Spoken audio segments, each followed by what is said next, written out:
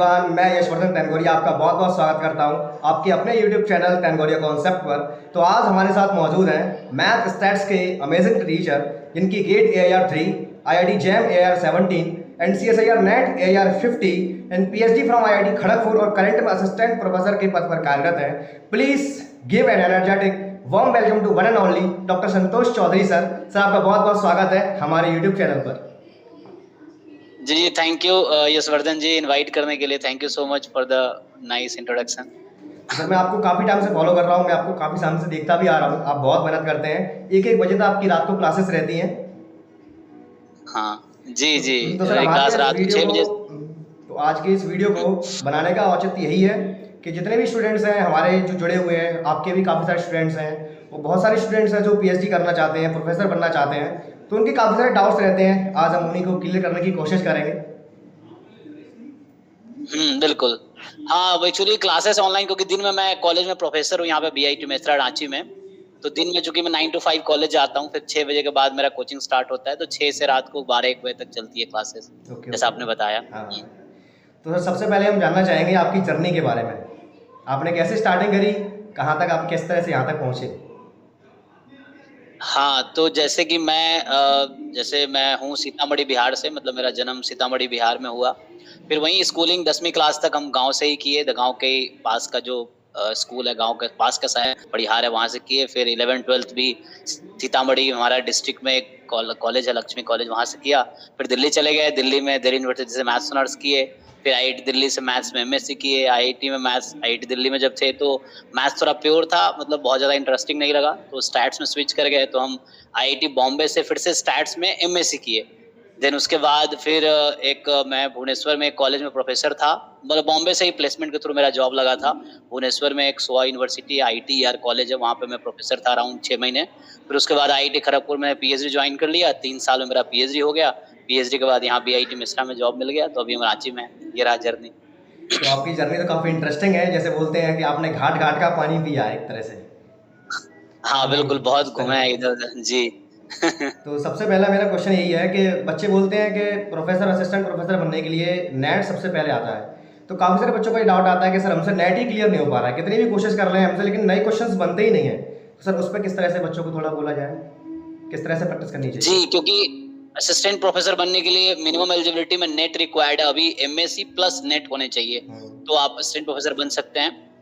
तो नेट का पेपर थोड़ा मुश्किल तो है, क्योंकि लेवल MSc और MSc थोड़ा ऑलरेडी मास्टर्स लेवल है, तो कोर्स मास्टर लेवल ही डिफिकल्ट होता है। नेट का लेवल कहीं ना कहीं उससे भी ऊपर होता है। और जो MSc में पढ़ाए जाते हैं कॉलेजों में, जनरली वो थ्योरेटिकल कोर्सेज होते हैं, क्लास में थ्योरीज पढ़ाए जाते हैं, उतना ज्यादा प्रॉब्लम सॉल्विंग नहीं होता है। और जो नेट का एक्चुअल एग्जाम, उसमें ज्यादा क्वेश्चन आते हैं, तो मेन होता है कि बच्चों का प्रॉब्लम सॉल्विंग स्किल अच्छी नहीं होती, इस वजह से एग्जाम क्लियर नहीं होता है। बाकी बहुत सारे लोग क्लियर भी करते हैं। तो जिन लोगों का मुश्किल, जिन लोगों को आ रही है एग्जाम निकालने में, उनको यही फोकस करेंगे, ज्यादा से ज्यादा क्वेश्चन सॉल्व कीजिए। तो सबसे पहले एक बार सिलेबस आप ठीक से देख लीजिए, सिलेबस वही है जो आपने MSc में पढ़ा है। उसके बाद फिर जो प्रीवियस ईयर पेपर आप सॉल्व करेंगे, तो आपको आइडिया लगेगा कि आपका अभी क्या लेवल है, एग्जाम का क्या लेवल है। फिर उसके अकॉर्डिंग आपको प्रिपरेशन करनी चाहिए, क्योंकि सीधा एग्जाम देंगे तो आपको शायद पता नहीं होगा एग्जाम में क्या आता है, आपको क्या आता है। तो PYQs देख के आपको आइडिया लगेगा क्या एग्जाम में आता है। फिर आप सॉल्व करेंगे तो आपको ये समझ आएगा कि आप कितना कर पा रहे हैं और एग्जाम में क्या चाहिए। तो उसके अकॉर्डिंग फिर आपको प्रिपरेशन करनी चाहिए। प्रॉब्लम सॉल्विंग स्किल आपको अच्छा करना होगा, उसके लिए घर पे बैठ के आप मॉक टेस्ट सॉल्व कीजिए, ज्यादा प्रॉब्लम सॉल्व कीजिए, PYQs पहले ढंग से कर लीजिए। और नेट के लिए PYQs 10 साल के अगर आपने ढंग से कर दिए ना, तो एग्जाम निकालना आसान है। तो जैसा कि अभी सर ने बताया कि CSIR नेट एग्जाम क्रैक करने के लिए आपकी प्रैक्टिस बहुत ज़रूरी है, प्रैक्टिस के साथ साथ पेशेंस भी ज़रूरी है। बीच बीच में डिमोटिवेट भी काफ़ी होगा, लेकिन अपने आप को मजबूत रखना है। उसके बाद बच्चों का एक और डाउट रहता है कि काफ़ी बच्चों का CSIR नेट निकलता है, काफ़ी का CSIR नेट प्लस JRF निकलता है। इन दोनों में क्या डिफरेंस है, अपॉर्चुनिटीज़ में क्या डिफरेंस है, थोड़ा बताइए सर। जी जी जी, जैसे आपने मेंशन किया, तो एग्जाम तो कॉमन है, जैसे 200 मार्क्स का एग्जाम होता है। तो आप जब अप्लाई करते हैं, आपसे पूछा जाता है कि आप नेट के लिए अप्लाई कर रहे हैं या JRF के लिए अप्लाई कर रहे हैं। तो नेट है कि आप असिस्टेंट प्रोफेसर के लिए एलिजिबिलिटी के लिए अप्लाई कर रहे हैं कि आप, तो नेट का कट ऑफ लो जाता है। एग्जाम्पल के लिए मान लीजिए नेट का कट ऑफ 100 मार्क्स है 200 में से। फिर जो JRF है, जूनियर रिसर्च फेलोशिप, ये PhD एडमिशन के लिए है। तो जो बच्चे PhD एडमिशन के लिए इंटरेस्टेड हैं, तो वो जब अप्लाई करते हैं तो वहां पर उनको JRF सेलेक्ट करना होगा। JRF का कट ऑफ ज्यादा जाता है, जैसे नेट का कट ऑफ 100 है, तो JRF का 110, 115 होता है। तो ये डिफरेंस है। और नेट मतलब आप लेक्चरशिप के लिए अप्लाई कर रहे हैं, जेआरएफ का मतलब है कि आप पीएचडी के लिए ट्राई कर रहे हैं। लेकिन जिनका जेआरएफ हो जाएगा, नेट ऑब्वियसली हो जाएगा। लेकिन अगर नेट है तो जरूरी नहीं आपका जेआरएफ है, क्योंकि नेट का कट ऑफ लो है।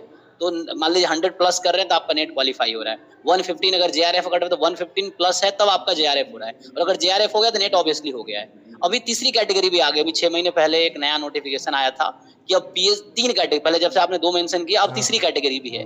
एक तो जेआरएफ, नेट, अब पीएचडी एडमिशन के लिए। पहले क्या होता था, एंट्रेंस देना पड़ता था आईआईटी हर जगह अलग अलग। अब क्या है कि बच्चा जो तीसरा कैटेगरी अगर क्लियर करता है तो उसको वहां सीधा इंटरव्यू देना पड़ेगा, आपको एंट्रेंस नहीं देना पड़ेगा उस इंस्टीट्यूट का। जी। और बच्चों को ये भी डाउट आता है कि जैसे किसी का जेआरएफ है, किसी का जेआरएफ नहीं है, तो इससे प्रोफेसर बनने में कोई दिक्कत आती है क्या? नहीं, प्रोफेसर बनने में कोई दिक्कत नहीं आती, क्योंकि जब आप अप्लाई करते हैं तो मार्क्स डिस्ट्रीब्यूशन होता है। जैसे मान लीजिए आप कहीं अप्लाई कर रहे हैं तो 100 मार्क्स में अराउंड जो नेट का है वो 10 मार्क्स का कंट्रीब्यूशन है। तो net plus JRF I think वहाँ 2 मार्क्स का गैप मिलता है। नेट के लिए 8 मार्क्स देते हैं और नेट विथ जेआरएफ है तो 10 मार्क्स मिलता है। जो एलिजिबिलिटी के लिए 100 में से कितने पॉइंट आप अचीव कर पा रहे हैं, मतलब आपका क्या लेवल है आउट ऑफ 100 एप्लीकेशन के टाइम पे, तो थोड़ा सा डिफरेंस क्रिएट होता है 2 मार्क्स का, 2 पॉइंट का। और दूसरी बात ये है कि काफ़ी सारे बच्चे सोचते हैं जब प्रिपरेशन के दौरान कि हम नेट की तैयारी कर रहे हैं, तो काफ़ी बच्चे के अंदर एक्साइटमेंट रहता है कि नेट कर रहे हैं, बस एक बार नेट निकल जाए फिर तो नौकरी भक्के लग जाएगी।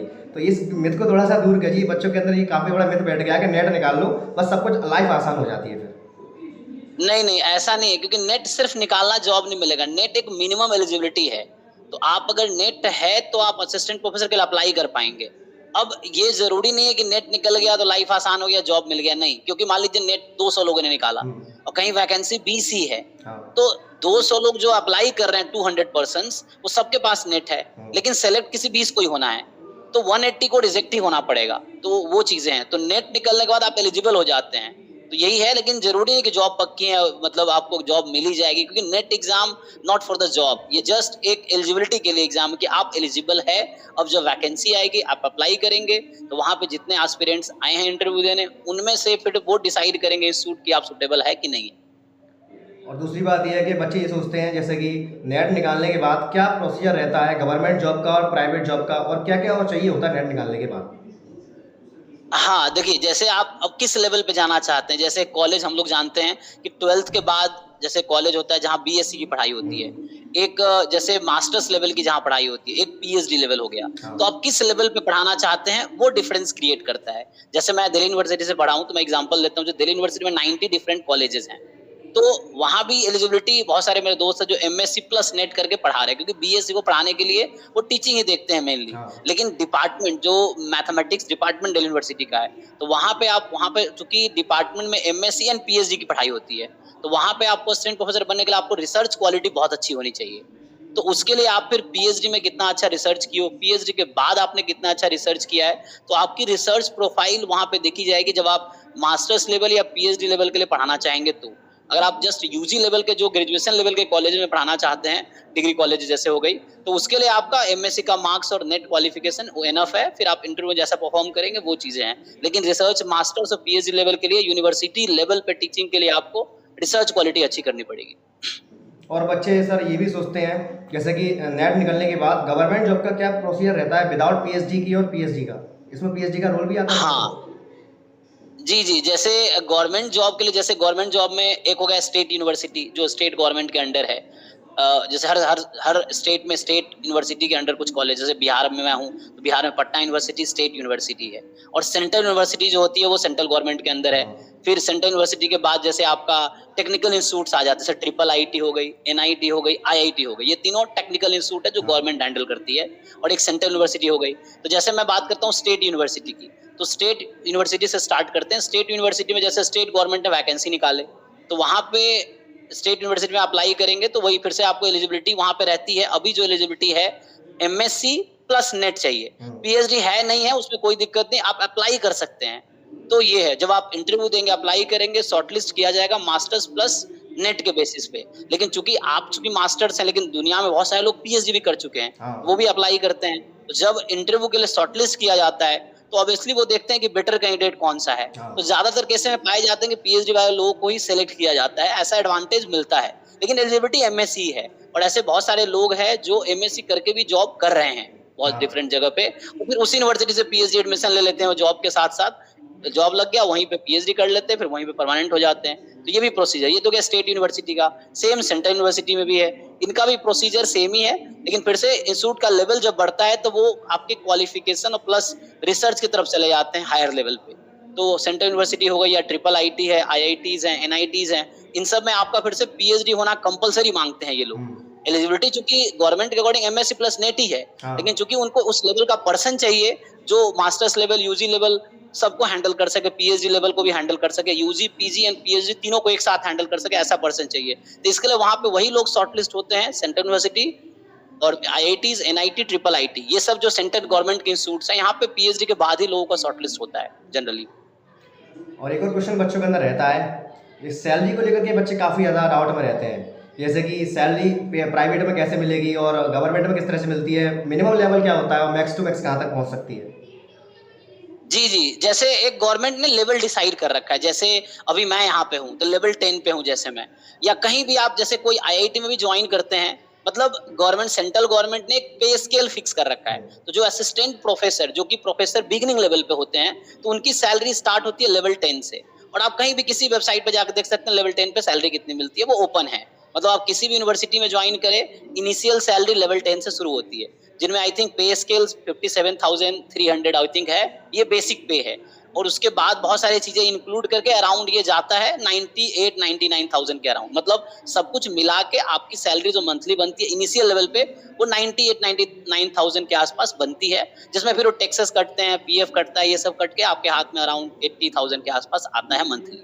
बाकी आपके वो सेव होते रहते हैं, जब आप रिटायर होंगे तो आपको मिलेगा एक साथ पीएफ या जो सब डिफरेंट स्कीम्स होते हैं उसके थ्रू आपको मिलेगा। तो ऐसे टोटल सैलरी आपके अराउंड अप्रॉक्स 1 लाख इनिशियल होती है, और उसमें फिर वही कट उठ के आते थोड़े कम है बेसिक पे, लेकिन ये है। और लेवल 10 फिर आपका एक्सपीरियंस हो जाता है लेवल 11, लेवल 12, लेवल 13, 14। तो इनिशियल अराउंड जैसे मैंने कहा कि 1 लाख के आसपास रहता है, थोड़े प्लस माइनस 10,000 कर लो आप। और जाके लास्ट में जैसे जो प्रोफेसर रिटायर होते हैं, तो उनकी salary around 2.5-3 lakh per month तक जाती है रिटायरमेंट टाइम पे, पर मंथ की ये रहती है। और कुछ बच्चे सर ऐसे भी होते हैं जैसे कि उनको पीएचडी करनी होती है, तो वो ये सोचते हैं कि पीएचडी से पहले मैं जॉब कर लूँ, उसके बाद पीएचडी कर लूँ, क्योंकि पीएचडी में काफ़ी बच्चे सोचते हैं कि बहुत टाइम लग जाता है, 4 से 5 साल लग जाती हैं, तो इस चीज़ को कैसे मैनेज कर पाएंगे? हाँ, बिल्कुल, पीएचडी एक लॉन्ग कमिटमेंट प्रोसेस है, क्योंकि पीएचडी में एक नॉर्मल जो गवर्नमेंट टाइम डिसाइड कर रखा है, उन्होंने 5 साल डिसाइड कर रखा है। गवर्नमेंट मतलब 5 इयर्स फेलोशिप देती है, तो गवर्नमेंट के अकॉर्डिंग ये 5 साल आपको फेलोशिप देती है, 5 साल का पीरियड है, ये मान के चलती है। अब कुछ लोग 4 साल में कर लेते हैं, कुछ 6 साल, 7 साल भी लगता है, तो इस तरह से है।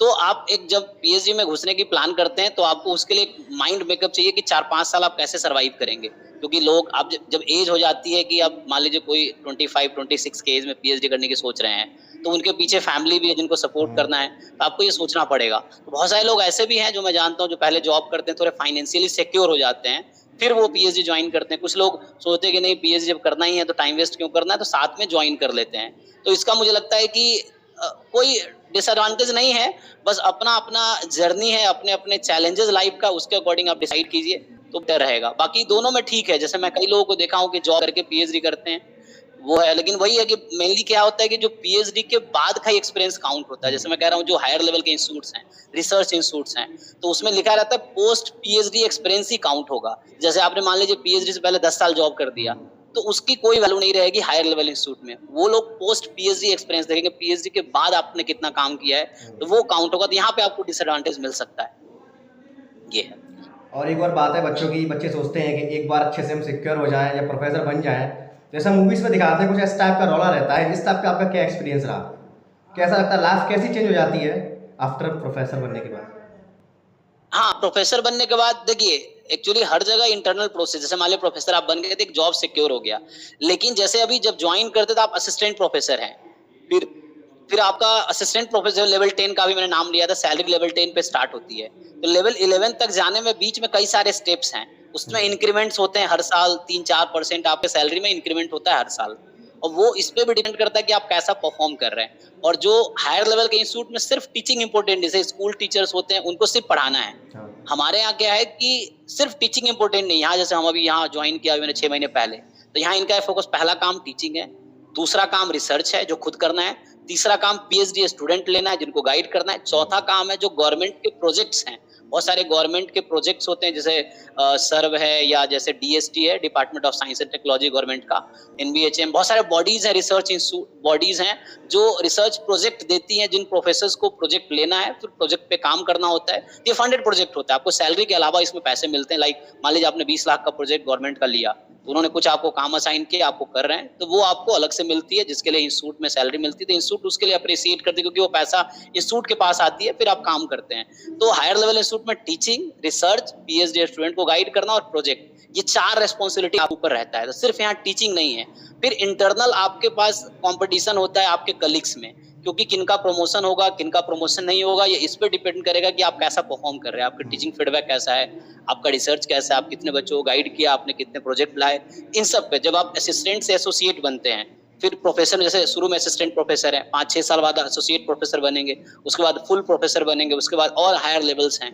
तो ये प्रमोशन जो होता है ये डायरेक्ट नहीं होता है, इसके लिए फिर से इंटरव्यू देना पड़ता है। जैसे मैं भी असिस्टेंट प्रोफेसर हूँ, मुझे जब एसोसिएट बनना होगा तो मुझे फिर से एक कमेटी होगी कॉलेज में जो ये असेसमेंट करेगी क्या मैं एसोसिएट प्रोफेसर बनने के अभी लायक हूँ, मतलब क्या मैं जो क्राइटेरियाज है उसको सेटिस्फाई कर रहा हूँ। तो उसके लिए कुछ क्राइटेरियाज हैं, जैसे आपके कुछ रिसर्च पेपर, मान लीजिए 5 रिसर्च पेपर आपके होने चाहिए उससे पहले, या उसके लिए 3-4 पीएचडी स्टूडेंट को गाइड किए होने चाहिए, एक प्रोजेक्ट होना चाहिए। इस तरह के डिफरेंट क्राइटेरियाज हैं जिसके बेसिस पे प्रमोशन होगा।